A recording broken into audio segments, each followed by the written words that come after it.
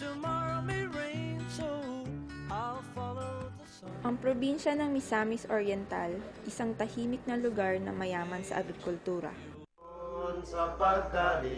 Ngunit nabasag ito noong dekada 80 nang sakupin ng mga rebeldeng komunista ang Sitio Lantad at ginawang sentro ng logistics ng CPP-NPA sa buong Region 10. Ang Sitio Lantad ay sakop ng Barangay Kibanban sa bayan ng Balingasag kung saan 30 barangay ang nabibilang. Ang Lantad ay bumubuo sa tagaytay ng mga lugar na humuhugis batya.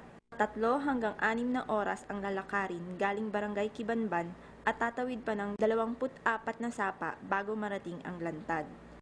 Dahil sa estratehikong lugar na ito at dahil na rin sa mga landmines at mga patibong na itinanim ng mga rebelde, kaya nahihirapang salakayin ito ng mga otoridad. 1981 nagsulod ko pag-NPA. Ang nakadanigid sa ako sa una sa pag-NPA nako, tungkol kay maayo lagi gyud ang ilang gisulti sa revolusyonaryong kalihukan nga usbon ang sistema sa katilingban. Pag-abot sa mga NPA diha, maayo gid kayo ang ilang propaganda nga lagi ilingkawas ang atong nasod, muling kawas kita sa atong kalisod. Gidaot na dayon nila ang gobyerno. Siyempre kami, wala man may kahibalo og naabay gobyerno. Ang NPA naman may nagsulti, gibutangan dayon niya nga ang gobyerno mao kini ingon ani kadaotan ang gobyerno. Kami sugot na dayon may kayo adto nga daotan gid ang gobyerno. Wala man may kahibalo kun sa ding gobyerno. Maraming kagaya ni Manong Teddy ang sumama sa kilusan, sa kanya-kanyang hangarin na mapaunlad ang takbo ng kanilang buhay at dahil napaniwala sa isang ideolohiya. Subalit ang kanilang paghihirap at dedikasyon sa loob ng kilusan ay sinuklian lamang ng isang malagim na trahedya. Taong 1985 nang isa-isang misteryosong nawala ang mga miyembro ng kilusan.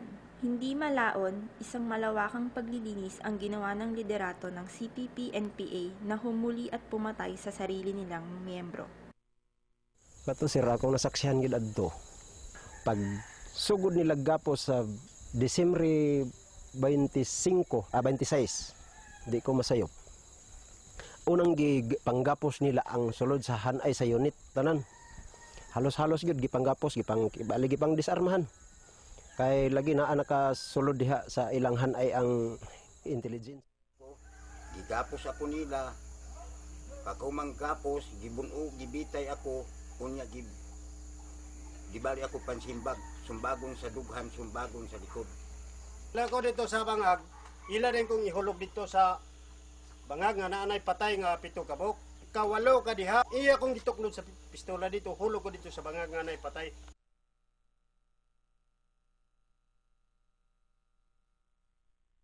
Ilar gina nga buot-buot nga ang mga tao hinay-hinayon pagsilhig. Nga naagi di ay padala nga message gikan sa higher organ nga gibutang didto ang usa kat mga timailhan sa isip matawag nimo nga sumbi. Daghan nga na siya nga gisulat nga halos wala kay lusot.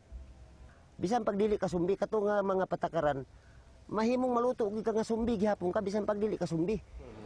There was truth to the information. Somewhere here in our place, Misamis Oriental, isa ka squad, rebelde na isa sa squad. Mga 9, mga siyam to sila kabok, oversized to siya. Ang nabilin ang commander lang kay gi-purge ang ubantanan. Humigit kumulang 2 dekada ang lumipas bago nakita muli ang katawan ng mga nawawalang tao. Pero nung makita namin yung mga buto, nung nahukay na namin, pababaw lang siya hanggang tuhod, yung iba nakagapos. Ang naging basis namin nung para mabilang kung ilang sets of skeletal remains ay na-reveal namin at saka yung mga jaw bones, yung mga maxillary bones nila. Nakalipas ang halos 20 taon, malaki ang paniniwala nila na ang hustisya at katarungan na inaasam nila ay maisasakatuparan na. Una ko ang taga-kuan kibali nga tabangan kami nila nga mahatagan og hustisya og kangayan ang kamatayon sa mga tawo nga mga inosente. Kana karong duha nako ka anak karon nagsige pangutana nga kanus pa man di ay mahatagi hustisya og kaangayan ang kamatayon sa among amahan. We could really catch up all these perpetrators because they were just part of the CPP-NPA.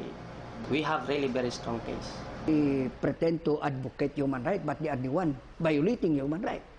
You see, killing people, that is against human right to live.